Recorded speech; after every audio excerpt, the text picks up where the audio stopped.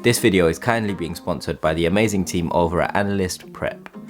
Hit the link in the video description below to get 20% off all their CFA and FRM resources.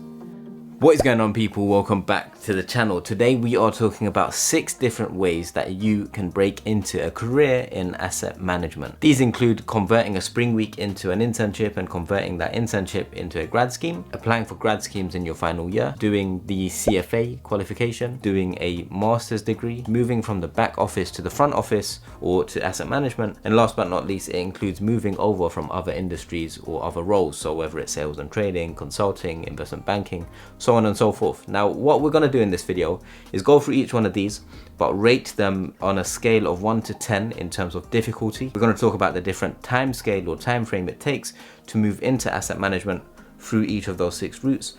And then we're going to talk about some top tips if you are in each of those different scenarios. So without any further ado, let's get straight into it. Converting spring weeks to internships to graduate schemes. Difficulty here, I'm going to give it a difficulty. This is arguably the easiest route out of all 6. When you look at the other options, apply for a graduate scheme out of when you're in uni but you have no internships, doing the CFA, doing a master's, moving from the back or the middle office, so operations or risk, and then moving from another industry, consulting, investment banking, sales and trading. I'm going to give this a low difficulty rating, probably a rating of 4, because when you are typically when you apply for spring weeks, you're a uni student, you're in the first year of university. Although there's a lot of competition to get spring weeks, it is easier than getting an internship. It is easier than applying for a grad scheme. It is easier than doing any of the other routes. And so, you know, it's not extremely easy, but it's easier than the rest. And so I'm going to give it a difficulty rating of 4 out of 10. And because also it's very important, most people that get a spring week are able to convert that into an internship. And most people that do an internship are able to convert that into a grad scheme. So if you get a spring week, chances are you've secured your grad scheme, so you're pretty safe. In terms of time commitment or time in terms of years, really and truly it's 0 years. It doesn't cost you any time in terms of your work experience or your working life because you are doing it whilst you're at university. Now, yes, it takes time to do the application and what have you, so you could put 1 year, but really and truly the true career cost in terms of, you know, out of academia into the world of work, it doesn't cost you any time because you're doing your spring week, internship and grad scheme whilst you're in university or in academia. Top tips, we'll come to these at the end. Next, we've got applying for graduate schemes with no internship. This is obviously trickier because most graduates or most graduate scheme applicants or most people that get graduate scheme offers, are those who have done an internship at that firm. So applying with no internships is tricky. It's probably one of the hardest routes because you have no spring week, no internship, and you're applying for a grad scheme. Your competition or all the other candidates that get offers have tons of spring weeks, tons of internships, so on and so forth. So this I'm going to give a difficulty rating of 8 because it is very difficult. Some people are successful in doing it, but those that aren't, they go on to do a master's, which we'll talk about in a bit. In terms of time cost, once again, I'm going to put 1 year because you're applying for grad schemes when you're at university. So it's no real cost in terms of your working life outside of academia. Next, we've got the CFA.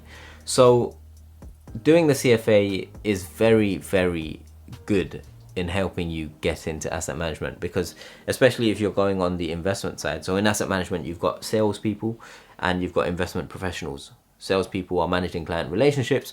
Investment professionals are managing client portfolios, investment portfolios, investing in the markets, trading, so on and so forth. Now, especially if you're on the investment side, you're likely gonna need to do the CFA qualification. Typically your firm will pay for it, but if you can show the initiative that you've started the CFA, you've passed level 1 or 2 or 3 before you actually get into the job, it shows the people that you are serious about breaking into the world of fund management and you're genuinely interested, and it is a very good stamp of approval. However, to get the CFA is actually quite tricky.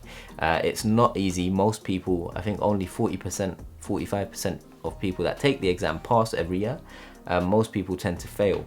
So that's going to get a difficulty rating of 8. In terms of cost, CFA can take you anywhere between 1.5 years 1.5 years to 3 years, maybe more if you keep failing. Actually, when I think about it, when I compare an individual who has CFA exams passed and an individual who's applying for grad schemes out of uni without any internships, it's easier for the person with CFA to get into asset management. So I'm going to change that from an 8 to a 7. So it's easier to get into asset management if you have a CFA compared to someone who has no internships and is applying for grad schemes. While we're on the topic of CFA, this brings me on to today's video sponsor, Analyst Prep. If you're currently studying for the CFA or the Financial Risk Manager, or you hope to do so in the future, you should definitely consider Analyst Prep as a dedicated resource to help you pass all of the exams. They've got a ton of study notes, practice questions, mock exams, and video lessons that you can use to help you prepare. They cover every chapter of FRM level 1 and 2 with over 93 video lessons, as well as tons of similar resources to help you with each level of the CFA. So this is the dashboard, and you can see how you're performing relative to other Analyst Prep users, and you can see your progress in each of the different topics. And then we've got the question bank. Here you can access questions specific to each topic, and there are lots and lots of different questions for each topic. And then we've got lots of different mock exams, which will always be useful for you. And then we've got a section dedicated to customizing your own quizzes. So if you feel like you want to create a quiz with X number of questions on a specific topic, Analyst Prep allow you to do that. And then we've got the chapter reading. So if you feel like you need to brush up on a few topics or chapters, those are all available in your account. And last but not least, they've got tons of high quality video lessons that will help you cement the key concepts and ideas in order to help you pass the exams. Analyst Prep have over 50,000 satisfied customers, and best of all, their products are cheaper than what you might get elsewhere in the marketplace for similar products. If you want a massive 20% off all of the Analyst Prep CFA and FRM resources, hit the link in the video description below and use the code Afzal20 at checkout. Now let's get back to the video. Next, we've got doing a master's degree. So this is typically done by students who want to buy themselves more time because they haven't secured a grad scheme. And so if you go and do a master's, you can apply for internships, and you can then later on apply for grad schemes. So you give yourself an extra shot, you give yourself more time, and you build your CV, right? Rather than having a blank gap on your CV. So doing a master's does help your chances of getting into asset management, only if, I would say, the master's is specific to asset management. So if you do a master's in investment management and finance, or something related, and it has to be from a good university. Try and do your master's at a better university compared to where you did your undergrad. That will help you. Once again, doing a master's versus having the CFA is, I would say, it's better or easier to have the CFA if you want to get into asset management. So doing a master's, I'm going to give 7.5 out of 10 in terms of difficulty. And the reason for that is because it's better to have a master's and apply for asset management roles compared to a graduate who has no internships and is applying. So they're an 8, and then the master's person is a 7.5. In terms of time frame, if you do a master's part-time, it's going to take 2 years. If you do it full-time, it's 1 year. So 1 to 2 years. Okay, next we've got moving from the back office or the middle office into the front office.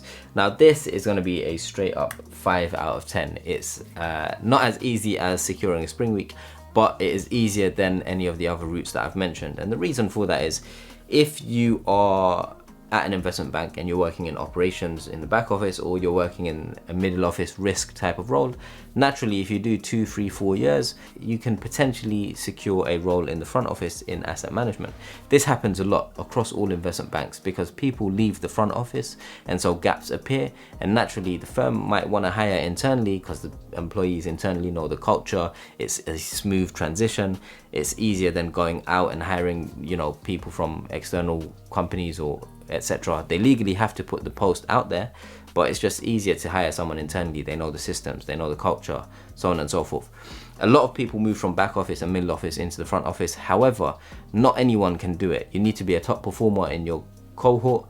If you're in a back office or middle office role, you need to be on top of your game. So when it comes to the interviews for the front office, you need to be able to display that you're able and capable to do the role effectively. So yeah, difficulty rating of 5, and in terms of time frame, 2 to 4 years.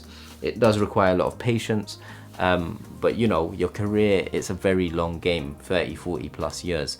And so your first 2, 3, 4, 5, even 6, 7, 8 years is not the be all and end all, but it's important to play your cards right. And sometimes it requires a bit of patience. Sometimes it requires taking one step back in order to take 2 steps forward. So try and think strategically and have a long-term view always. All right, and last but not least, we've got moving from another industry. So consulting, investment banking, sales and trading. This will depend on, you know, which industry you're moving from. Some industries are completely different to asset management. Some are related in that they are in the world of finance and banking or investing. And so that's going to play a part.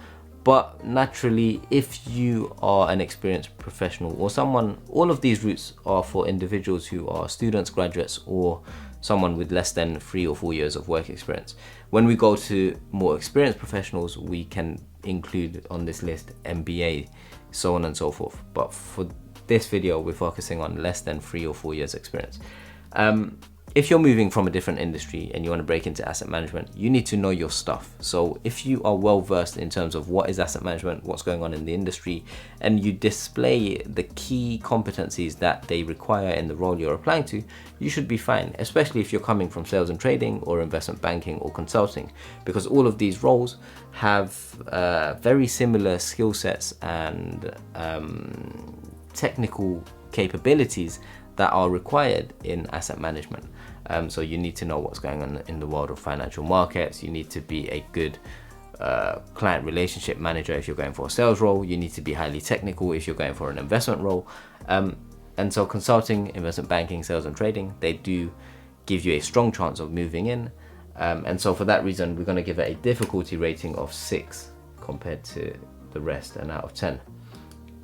Time frame, I would say do a year or 2 in a different industry or role before you make that move. You don't want to leave it too late, because then you go down a very niche hole and then it's hard to break out of that. So if you're considering a move to asset management, don't leave it too late. It's easier the sooner you do it. All right, let's go through the top tips for each of these.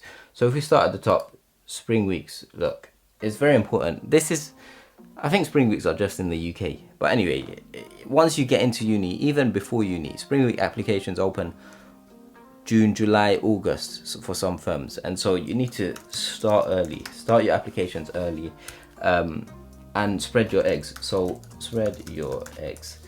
What I mean by this, sorry, is don't just apply to front office roles, apply to back office roles as well. What you want to do is secure a spring week, because that gives you insurance to convert that into a summer internship. So then you can be a bit more ambitious if you have an internship guaranteed.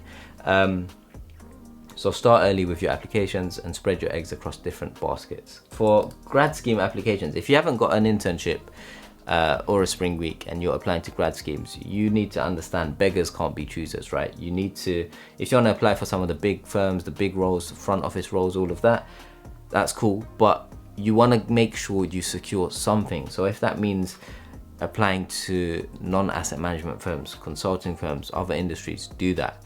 If it means applying to investment banks but back office roles, do that. You need to get your applications in early. You need to spread your eggs, as it says here. You need to try and build your CV or resume. You want to get some form of leadership experience, whether it's part of a society, extracurricular activities, voluntary work, sports, so on and so forth, something to build your CV. Because when you are applying for grad schemes at the grad level, you're competing with people who go to better unis, who have more impressive internships, insight weeks, so on and so forth. So you need to keep that in your mind. It's not the end of the world if you believe your CV is terrible and you can't compete. Sometimes someone might look at it and think, oh, this looks interesting, let's invite them in, because it's only an interview. Now the interview is where it all matters. You perform or you don't. If you perform, you get through to the next stage. So yeah, start early, spread your eggs across different baskets and try and build your CV. All right, tip for CFA. Honestly, at the undergrad level, if you can have CFA level 1 passed, it's very impressive, it stands out. So explore that. At the minimum, look into IMC. So look into IMC qualification. The IMC is a qualification that everyone in asset management needs to do if they are client facing. and it's like a simple 2-exam course that, if you have it, looks great. So typically do that and then you can move on to the CFA. It's an easy way, and also IMC is a lot cheaper. It's an easy way to show employers that you are serious about going into asset management. If you're going to do a master's degree, I would say do it at a better university. Look, brand power is very important. A lot of my mates, I went to Queen Mary, they did their masters at LSE or better Cambridge, Oxford, etc. And they did it in relevant subjects to where they want to work. So keep that in mind when you're applying for a master's. Moving from the back office into asset management, or from the middle office to asset management, requires patience. You need to be patient. Get into the back office, middle office, do 2 years, 3 years, 4 years, but always keep in mind, look for opportunities in front office roles within your firm and other firms. So always keep an eye out for openings. Keep an eye out for opportunities. And then last but not least, we've got moving from another industry. If you're in consulting or sales and trading or IBD, do your research on asset management. You want to learn so much about asset management that people look at you and have a conversation with you and feel like this person gets it. This person belongs in asset management. When you can do that, when you can do your research, when you can do that, it's naturally going to be easy for you to pass interviews, and it's just going to be a lot smoother. Companies are literally posting job opportunities every other day. So keep an eye out, follow the relevant companies or websites or forums, and just keep your eyes peeled for different opportunities, because honestly, you never know when that right opportunity is going to land in your inbox. And so it's always important to keep your eyes peeled. Now, if you haven't noticed the theme already, notice how it's easier to break into asset management careers when you have some form of work experience as opposed to just a qualification. For example, the spring week, the back office, and the alternative industry options rated easier in terms of difficulty to breaking in compared to going and doing a master's or the CFA or applying for grad schemes without having an internship. Now, the first 3 are where you've got practical experience in the field or in any field, so you've got work experience. The other 3 are just qualification based. Experience really is the currency, and this is why you should prioritize it as soon as you embark on your career exploration journey. With that said, I hope you enjoyed this video. Thanks for making it to the end, and I will see you next week. Peace.